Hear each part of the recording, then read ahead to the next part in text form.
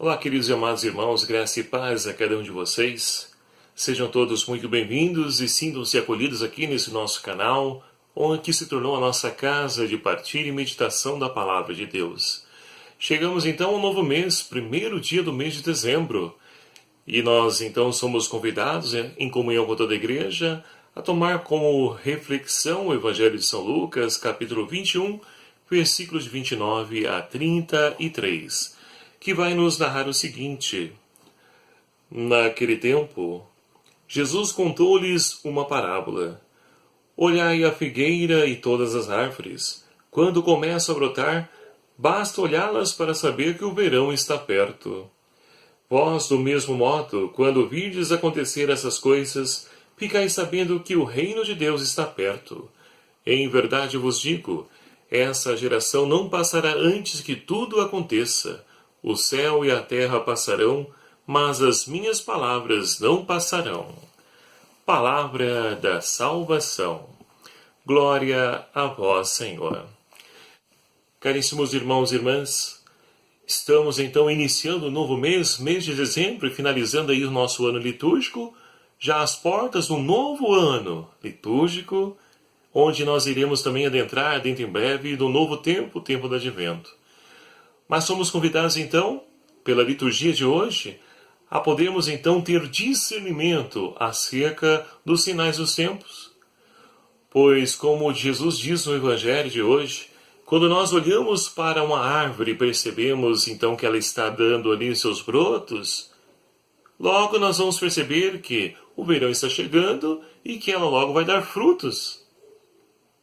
Tudo isso, então, é fruto da experiência humana que nos leva a conhecer as coisas desse mundo e sabemos, então, discernir o que cada tempo, o que cada situação, atitude diz. Assim também deve ser na nossa experiência de fé. Quando nós, então, observarmos, então, tudo aquilo que Jesus, então, revelou para nós, nós devemos estar atentos para que a sua segunda vinda não nos surpreenda. Porque o Senhor, então, quer que cada um de nós saibamos interpretar os sinais dos tempos, para que assim não sejamos surpreendidos, mas que nós possamos, então, viver a sua palavra, viver a radicalidade do Evangelho. É isso que, então, o Senhor pede a cada um de nós, e é assim que Ele quer encontrar a cada um de nós agindo. Mas tudo isso, então, só será possível se nós acolhermos a sua palavra e a colocarmos em prática. Estaremos nos preparando e também testemunhando, anunciando o reino de Deus a tantos irmãos que estão aí dispersos diante dos prazeres, as seduções que o mundo oferece. Então, meus queridos amados irmãos, é preciso saber discernir os sinais dos tempos. E tudo isso, de fato, nós só poderemos fazer se nós então nos mantermos em intimidade com Deus. É a intimidade com Ele que nos leva a conhecê-lo e saber então que a sua vinda está próxima, olhando e interpretando os sinais do tempo. E assim, então, nós podemos lançar o olhar para a primeira leitura de hoje, extraída do profeta Daniel, lá no capítulo 7. O texto, então, que nós temos como primeira leitura de hoje, o livro de Daniel, capítulo 7, ele, então, pertence ao gênero apocalíptico, ou seja, uma linguagem que de difícil compreensão, mas que para as pessoas que geralmente estão em época de perseguição, conhecem ou conseguem captar toda a simbologia contida nessa linguagem. Então as revelações por meio de sonhos eram tão frequentes no Antigo Testamento e também no Novo Testamento. No nosso texto do profeta Daniel, ele então descreve uma visão noturna do mar revolto, a qual então ele pode ver emergir 4 grandes e terríveis animais. O mar, então, queridos amados irmãos, simboliza o que? O caos.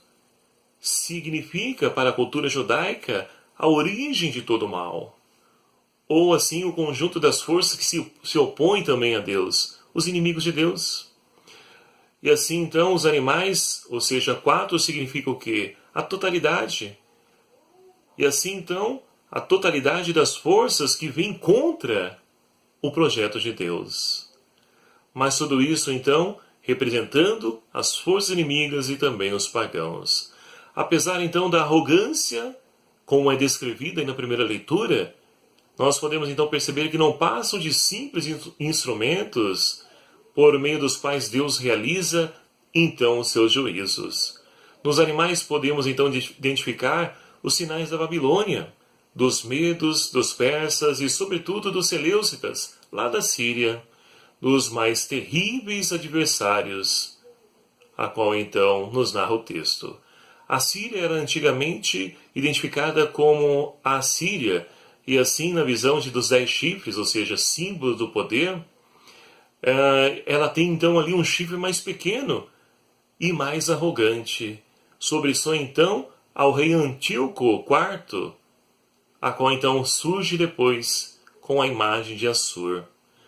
A visão noturna, ela torna-se então uma teofania, ou seja, uma manifestação de Deus. Por quê? Surge aí então uma espécie de tribunal celeste presidido por um ancião que está vestido de branco e sentado num trono de fogo, com rodas flamejantes. A multidão dos que serve o ancião é incontável. São abertos então os livros e ali então 4 animais é morto, enquanto os outros é concedido um tempo determinado de vida. Ou seja, o mal continua a ameaçar os fiéis, mas o seu fim está perto. A teofania, ela culmina com a aparição do Filho do Homem, figura messiânica de Jesus Cristo, a quem entregue o senhorio eterno de todos os povos e nações.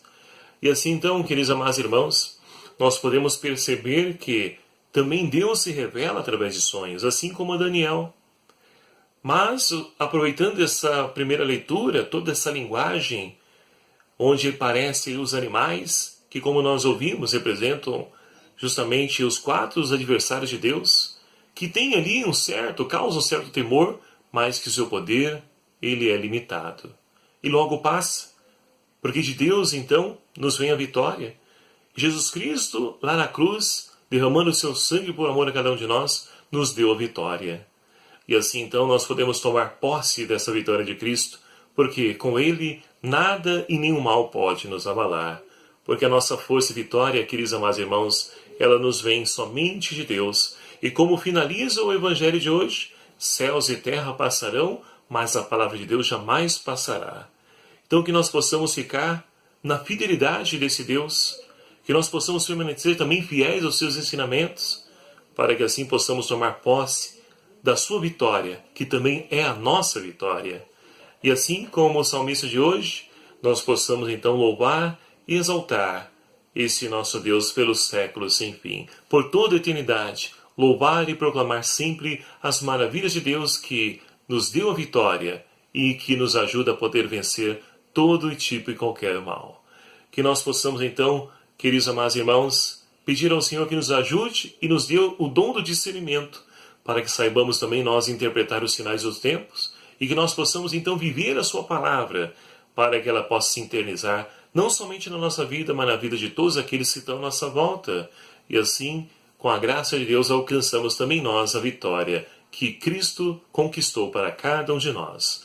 Louvado seja o nome do nosso Senhor Jesus Cristo, para sempre seja louvado. Muito obrigado a você, meu querido amado irmão, que faz parte dessa nossa família, desse nosso canal do YouTube, você inscrito. Muito obrigado. E a todos vocês que ainda não se inscreveram, clique aqui em inscrever-se. Venha também somar conosco, ajude-nos a compartilhar, divulgar esse canal, esse vídeo, para que o Evangelho da Vida chegue e alcance os corações de tantos irmãos. O Senhor esteja convosco, Ele está no meio de nós.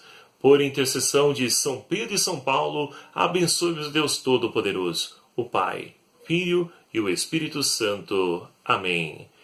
Que a graça e a paz do Senhor permaneçam em vossos corações. Até o próximo vídeo, se ele assim nos permitir. E espero por você.